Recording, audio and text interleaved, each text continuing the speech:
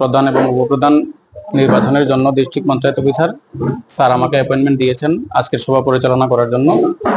সেই মোতাবেক আমি যথারীতি দুপুর 12টার সময় সভা পরিচালনা করার জন্য উপস্থিত হই এবং মোট 12 জন মেম্বারই উপস্থিত ছিলেন। আমি প্রথমে প্রধান নির্বাচনের জন্য সবার কাছ থেকে মতামত নেই এবং দুজনের নাম প্রস্তাব আছে।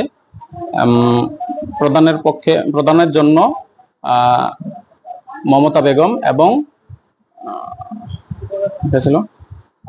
ফারহানা বেগম দুজনের নাম প্রস্তাব এসেছে এবং দেখা গেছে যে ভোটাভুটিতে দুজনেই 6টা করে ভোট পেয়েছেন।